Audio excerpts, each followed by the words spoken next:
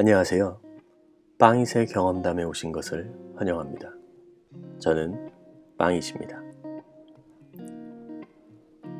여러분은 어떤 기도를 하시나요? 인생을 살다 보면 종교와 상관없이 기도를 하게 되는 순간이 오죠. 저는 잘못된 길로 가는 종교가 아니라면 종교는 모두 존중합니다.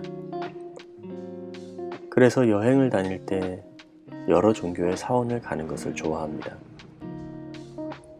사원을 찾는 많은 사람들과 공간이 만들어내는 고요함, 성스러움을 참 좋아해요.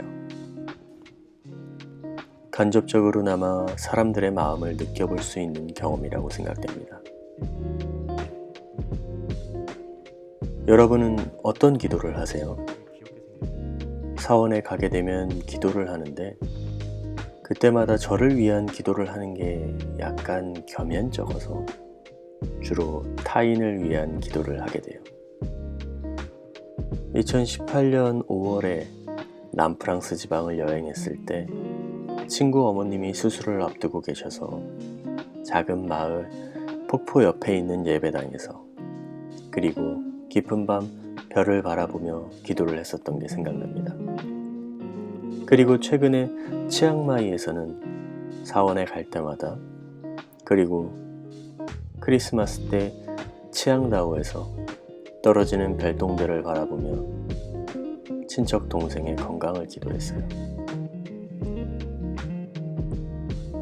하지만 저도 인간인지라 겸연쩍음에도 불구하고 다른 이를 위한 긴 기도 끝에 저를 위한 한 문장을 보탤 때가 있는데 욕심을 내려놓을 수 있게 지켜봐 달라, 이 한 문장이에요. 욕심을 없애주세요 라고 하는 건 염치 없는 것 같아서 응원하는 마음으로 지켜봐 달라고 기도를 해요. 저는 성격이 안 좋아서 아직은 인간보다는 금수 쪽에 더 가깝다고 생각돼요. 그 중에서도 가장 도드라지는 성격이 욕심에서 비롯된 고집이 오만방자하고 천둥벌거숭이 같죠. 인간이 되기 위해서 쑥과 마늘을 열심히 먹는데 많은 노력을 하는 과정에 욕심을 내려놓는 게 중요하다는 생각이 들면서 기도를 할 때가 되면 마지막 한 문장으로 보태기 시작했어요.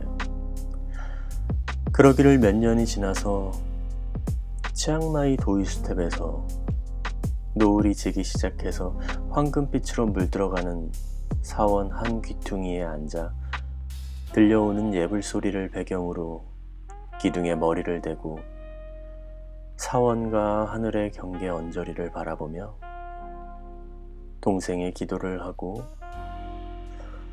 내가 치앙마이에서 무슨 기도를 했었나 생각을 하다가 문득 욕심에 대한 기도를 한 적이 없다는 생각이 들었어요.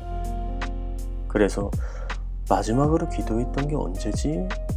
하고 떠올려보고 곰곰이 생각해 봤는데 전혀 떠오르지 않더라고요.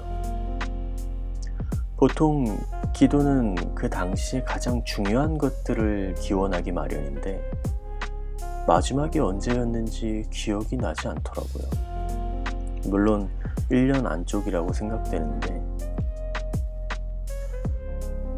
나도 모르는 새에 욕심을 내려놓는 게 나의 우선순위에서 내려갔구나 하는 생각이 들면서 기분이 참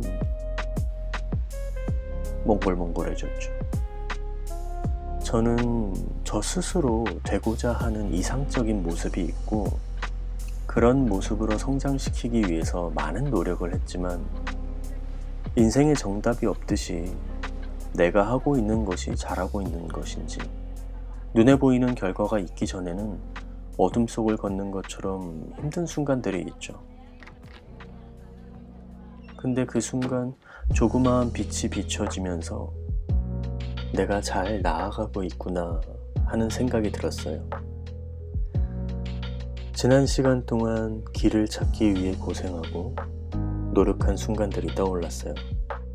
순간 너 고생했다. 잘하고 있어. 하고 토닥토닥 위로받는 기분이었어요. 지금까지 잘해왔으니까 앞으로도 잘하자 하는 마음이 들었습니다. 어둠 속을 걸어왔던 기분이 모두 사라지고 이제 눈에 보이는 길로 꾸준히 나아가면 되겠다. 그러면서 지금 내가 어디까지 왔나 하고 생각해봤어요.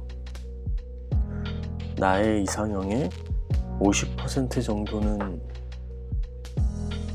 이루었구나 하는 생각이 들면서 1년에 10%씩 성장해서 5년 후에는 사람다운 사람이 되고 싶다는 생각이 들었어요.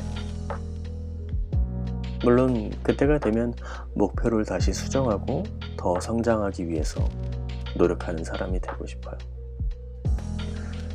앞으로 살아가는 동안에 항상 유연한 몸과 마음, 생각과 정신을 가지고 성장하기 위해 노력하는 사람으로 살고 싶어요. 여러분은 어떤 기도를 하시나요?